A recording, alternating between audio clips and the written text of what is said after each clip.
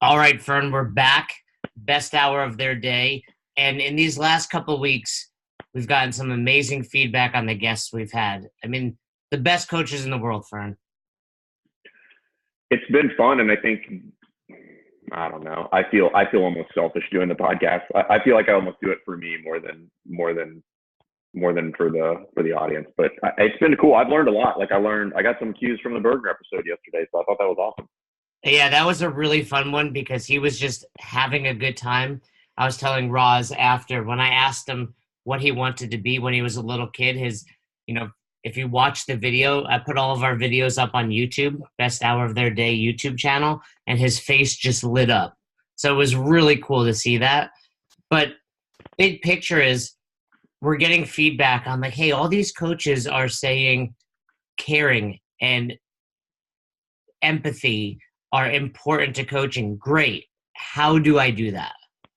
Yeah, and every time we bring that up, I struggle to even sometimes discuss that because it's such an abstract idea. It's not tangible. However, it is tangible in some ways. Like there are some common themes that you'll find with people that are caring and that really, really possess high levels of empathy and express high levels of empathy. And if you really dig into the people that are good at that, again, like there's some obvious things that start to pop out. And that's kind of what we're going to talk about today is like, how do we take this kind of big abstract monster of caring or empathy and give some very tangible pieces of guidance so that people can walk back into the gym after this and start working on that. And it's not easy. It takes practice, but you can develop empathy. You can start to care more, but it's through intentional actions as a coach every day when you step on the floor. Yeah, for those listening thinking, this is not something I can get better at, trust me, I was really, really shitty at empathy, and I still am in other aspects of my life. It just happens to be, once I'm at the box, that is where I shine. But ask my wife. I'm not always. We got into a fight yesterday because I was not empathetic when it came to something in the house. So yeah, it's something you can improve at. And big picture, people say, well, what do you do? And big picture, I can't define it because I truly, truly mean this. I just look at every person in my class and think I want them to have the best hour of their day, and whatever that means. Now, I can see that. I think like anything with experience, you learn that. I know that Teresa needs to be pushed this hard. Elliot needs to be coddled a little bit. Nick needs his balls busted. Like those are you get to learn your members, but let's give out some tangible pieces of advice to get there as well and understand, like Fern said, it's a learning process. So you're not going to be great. And one thing, if you're listening to this episode, you should be doing not just for the caring piece, but just for every aspect of coaching is reflecting on your class at the end of it. Yeah, and I think the first place to start is just that low hanging fruit is just use names. Like, yeah. We talk about it a lot in the seminar staff. And I've got a funny story just on names and the impact of people using names. I don't know this was probably like 2009, 2010. And we were at what used to be the old CrossFit training center here in Virginia Beach, which is Tony Blauer's old studio. And we were doing the CrossFit Endurance, what was then the CrossFit Endurance course with Brian McKenzie. And we're doing some drills outside, and Tony Blauer's in the course. And mind you, I've been around Tony Blauer, I don't know, a handful of times, probably to count them on two hands. And we're finishing a drill, and he's like running by me because I think he was next in line or something like that. And he just goes, "How's it going, Jason?" And I was like, "Damn, this dude knows my name." And then my wife, who's always the bearer of bad news for me, looks at me and she goes, "You're wearing a name tag, you idiot." And I was like, "Oh, that's fair." But again, you can't overstate how important it is to use people's names. Maybe he did that because he just read my name tag. But the flip side of that is he went out of his way to read the name tag and use my name when he spoke to me. Right. So maybe it was forced and it was intentional, but it doesn't change what the reaction is on the other end of that. So, and people get freaked out because they're like, how am I going to remember all these names? Like, I mean, like, they're your athletes, they're in your class. You're going to see them every single day. So when you speak to people, just use their names. Yeah, I mean that can't be understated. If you're going to take anything from this, use names, and you should know every name of every athlete in your class. And if it takes putting name tags on, sometimes that's fine. But one of the biggest mistakes I see is an athlete comes in a couple times and the coach doesn't know their name, and then they don't ask them for their name. And I used to be guilty of that. Like, oh shit, I should know their name. It's too late. And now we're just prolonging this. And I've gone up to people after meeting them a handful of times and be like, I'm sorry, I forgot your name. It's never been embarrassing. But what's No, it's never embarrassing is embarrassing. when the whole like I try to introduce my wife type of thing, so I get this person's name and that never works. Like that, Yeah, they so don't introduce themselves. yeah, so ask their name, say it a couple times, associate it with something, and then throughout, because ultimately when it comes down to coaching, to cueing, we've told you guys you need to be using names. One challenge I try to do is I kind of look around the room when I get there, I'm talking to people, then I go to the whiteboard and I try to write down everyone's name in class without looking back to see who's there. I do that all the time. Like if there's 15 people, I try to do like a quick 5-second scan and see if I can get all the names on there. And inevitably I'll miss one. But I think you said something important there, which was how to remember names. So there's been quite a bit of studies on this, and you said something important, which is the accurate part. It's been shown that saying somebody's name multiple times doesn't actually help. It's not going to increase the probability of you remembering their name. Association, however, will increase the probability of you remember their name. So how do I create association? Well, that goes into the second piece of using names, which is ask questions. So when you're asking them their name, find out something else about them. So for instance, if I was coming into the gym and I didn't know you, you're clearly a new athlete in my gym, I'm going to say, hey, my name is Jason. What's your name? And you would say, Jason. I'm like, hey, Jason, like, tell me a little bit about yourself. What do you do? And you would say something to the tune of, I'm a firefighter. And immediately I'm going to be like, Jason's a firefighter, like Brendan and Doug are firefighters. And now that's my association, is that Jason is now associated with Brendan and Doug. And now that name will stick purely because there's an association attached to it. So when using names, a good way to start remembering names is you have to ask more questions. And there's a really good book called Ask More that talks about asking questions and stuff like that. But that's the first thing that you can do, is just start asking more questions so that you can know something about them other than just a name. Yeah, if we're taking the next step into this, evolution, if you will, you have to know your members' names. Step one, if you're coaching, there's your quick evaluation on your class. Did you remember everyone's name? And to that point, I'll come home after I coach and Roz will be like, how's class? And I will literally say something about every person in that class. Eric did this, Joey did that. But then, like you said, follow up. Two people that we've interviewed that haven't come out yet, Pat Barber and Chuck Carswell. So Chuck Carswell is notorious for telling us on staff, always ask one more question. And that's, you're deep into a conversation, dig for one more question. And then recently I spoke with Pat Barber, and he had a great statement similar to what you just said. He referred to it as Ford. If you're not sure what to talk about, it's family, occupation, recreation, and dreams. So you should know all four of those about every athlete that walks in. So, this time I talked to Fern, I'm like, hey, what do you do? And he's like, I'm a firefighter. Cool. Now I know his occupation. Next time he walks in, hey, does your brother come here? No, I don't have any brothers. I have 2 sisters. Oh, cool. Now I know that about you. Those are the types of things that, we talk about associating names. Great. Now you're getting to know your athletes. And when you find out someone's a firefighter, I immediately realize, okay, some days they're going to come in tired. No, anybody that's on shift. And I asked them about that, thinking about members at our respective boxes. We have a woman, Teresa, who has a kid, and she brings him once in a while. His name's Samuel. So first of all, not only do I know her name, I know her kid's name, I know her husband's name. I just coach at a box. I don't own a box right now.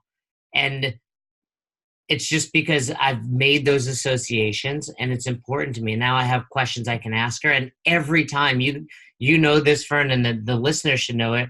You see the change in their expression when you ask about this, because most people in their lives don't get people asking about them at all. And I know, like, Yeah. for example, I've messed up at the end of my day when my wife was like, "Hey, do you want to know about my day?" Like that to me is like, "Oh damn, I done fucked up." So right, and it's the same thing here in class. Yeah, you just have to ask questions. And this is, how to win friends and influence people is one of the characteristics of every human being is they want to hear their name. So, so this is something I practice on a regular basis. And speaking of Chuck asking one more questions, he was around one time when I did this and he kind of gave me the nod. We were at Starbucks one day. So if you are embarrassed to kind of practice this in the gym, you can do it virtually anywhere you go. So think about the number of times you go into a place where you're getting service and the person who is serving you has a name tag on. So whatever, Chick-fil-A, Starbucks, Target, Walmart, Whole Foods, whatever. Every single one of those places, the employee has a name tag on. So go out of your way when you check out from there to say, thanks, Jason. Thanks, Bob. Thanks, Susan. Thanks, Karen.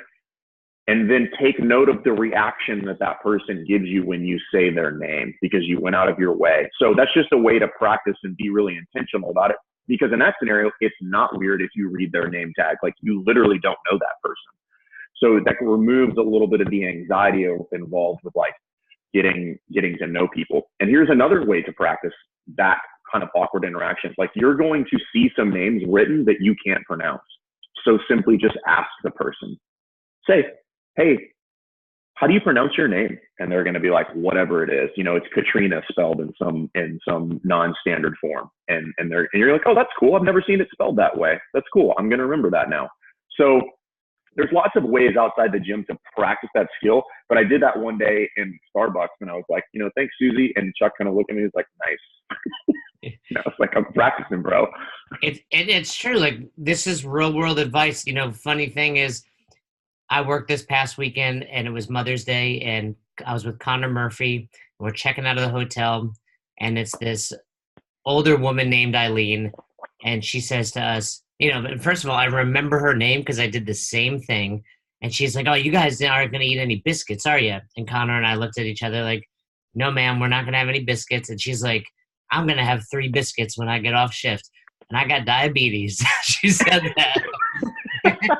And Connor and I looked at each other like, should we tell her she could do something about that? But it was just like, we were just like, all right, Eileen, have a great day. But it's funny, you're right. Like use those names and joke around with people in that way. And, when we're at a seminar, one of my favorite jokes to people is, someone will come up like a name like that, Katrina, and it's spelled weird. I'm like, did your parents do that on purpose just so you have to explain that for the rest of your life? Like, or someone will come up with like we're both Jasons spelled the appropriate way, but inevitably someone will be like Jasin. And I'm like, why do you spell it wrong?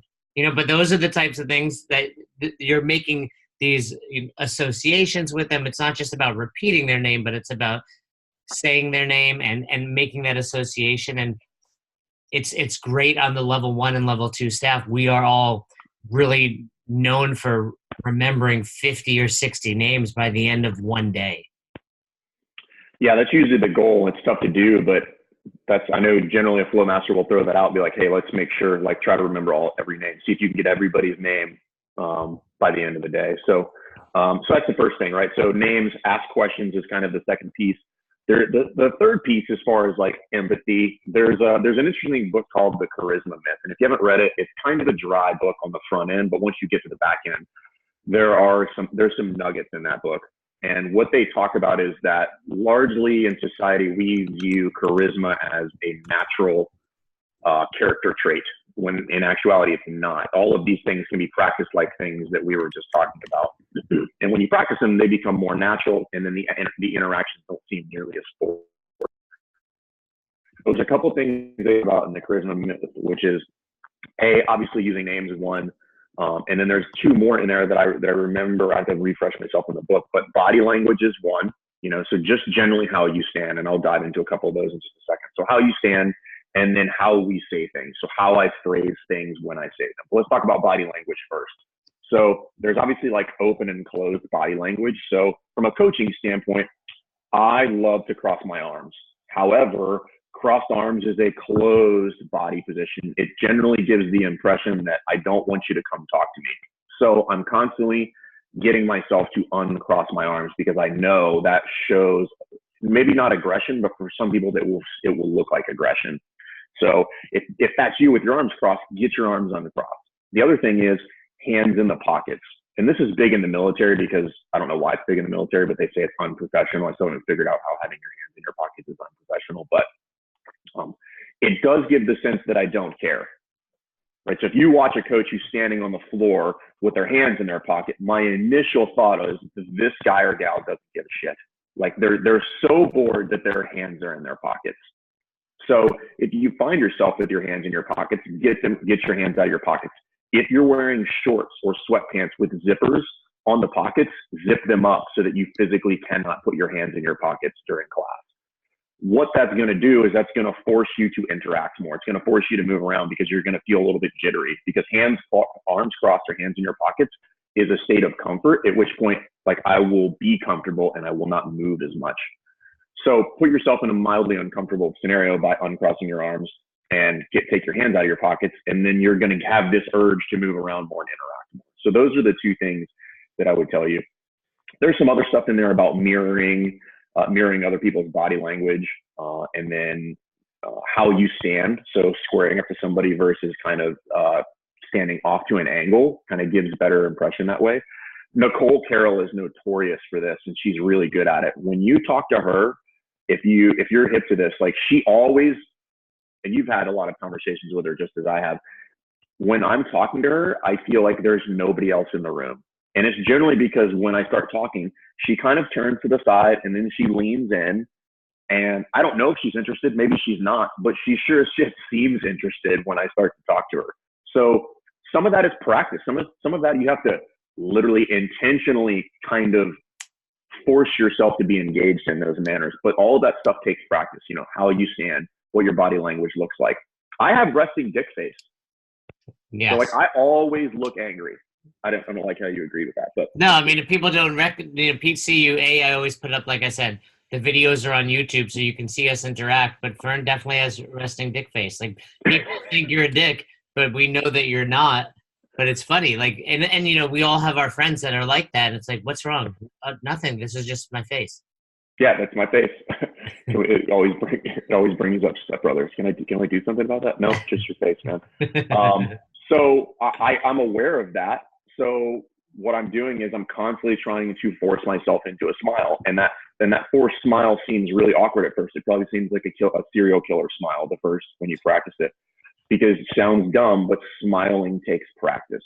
And I've done this before where I just go to the mall with no intention of buying anything and I just walk around and smile at people. Sounds weird, but I have to practice because that's not my natural facial expression, is to smile at people. So again, you can develop empathy, but it does take practice. Yeah, and a couple of things you've said there is, one, even at your high level of coaching, you're still putting yourself in these scenarios and working on it, be it at Starbucks or be it at the mall. And most importantly, you're aware of it. You know, I think from that book, you've said a lot of great pieces, but really start with one thing. Keep your hands out of your pockets and uncross. Like, I don't know what to do with my hands type of scenario, right? Be there. For me, I know oftentimes I find myself with a marker in my hand. You know, I go to the whiteboard, I write, and then I keep that marker for some reason. But I know that for some reason, that keeps my hands kind of out of my pockets and engaged. And then ultimately, I put it down.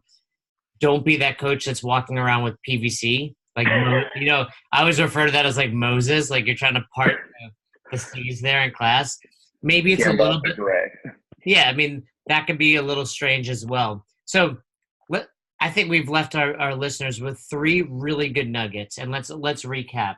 All right, we're developing empathy. We're showing our athletes we care by using their names, asking one more question, and having charisma, meaning just for right now, hands out of the pockets, hands not crossed, moving around. Would you agree with that? And like you said, Nicole Carroll is notorious for it, but yeah, we don't even know if she gives a shit sometimes. You just, it's the perception. Yeah. I feel like she cares, and that's really all that matters to me. I feel like she cares. I don't know if she does or not. She probably doesn't. I'm not saying anything of importance to her when I talk to her, but I feel that way, and that's all that I care about, particularly from a leadership standpoint. So, yeah, those are the big things. And if you're not aware of what your personality is, or you think you are, ask a lot of the members in the gym. Hey, like, how do you perceive me when I'm in the gym? Like, tell me. And some people are gonna be like, well, you look angry all the time. I'm like, oh shit, I thought I'm a happy guy. And they're like, I'm sure you are, but you look pissed off. So you may have to ask people who are going to be super honest with you, so that you can just get a really, really good sense of how you're actually perceived and not how you think you're perceived. Yeah, and just to tie a bow on this, I'd say, and then at the end of class, say goodbye to everybody, whether it's a high five, a fist bump, a good job, send them off feeling good about what they did, because maybe they had a shitty workout. Give them something they did well. Hey, but you've never strung 10 pull-ups together, or I felt like you pushed really hard on that. Like, great job. Or maybe they really did shitty, and it's like, cool. I want you to come back in tomorrow, and I want you to push harder, and I want you to be a new person here. Give them something to leave with, and to know that you care and you're thinking about them. You mentioned earlier, you could also shoot a text, shoot an email, but if we're just trying to keep it in the class right now, this, I walk around after every class, whether I've done it or I've coached it, and give every single person a high five, because it's like a team. Yep. And if that's not you, if you're not a high five person, I would urge you to just start doing it and see how it changes the environment in your gym. High fives change the world, man. Yeah, strangers or not, I'm walking around class, and that's what I do. If you're a germphobe, which I'm slowly becoming, fist bump, whatever it Yeah. takes. Whatever. Um, but I think people really recognize that, and this would be a great way for you, as and I think this is really just a life lesson. Nothing we've said here shouldn't be applied to the real world. Yeah, and that's where you start, right? It's easier to mess up with strangers than it is to mess up with people that you know. So start in those other interactions that you have on a daily basis, and then take those, because it's easier once you're more comfortable with the interaction with a stranger than when you are interacting with people that you actually give a shit about. Yeah, and then if you start doing this at home, your wife will first be like, "What's wrong with you? Are you crazy? You're acting weird. You're being nice. You care about me." And then it'll just be who you are. You can't help yourself. And I find this is a true story. Sometimes I find myself just being nice out in the real world, and I'm like, "What's wrong with me? Why am I so nice?" Like, that's because I spent years not being that person. So and I'm sure you can kind of relate to that. You're just like, wow, I am a nice person, and it's just who I am at this point in my life. But it didn't happen overnight, and I certainly wasn't born like this. It didn't start till I was, honestly, I can pinpoint it to 2007 when I started coaching CrossFit, and it was a slow, straight trajectory, but it was a grind, and it took work. So I think that was a great episode to teach people how to care.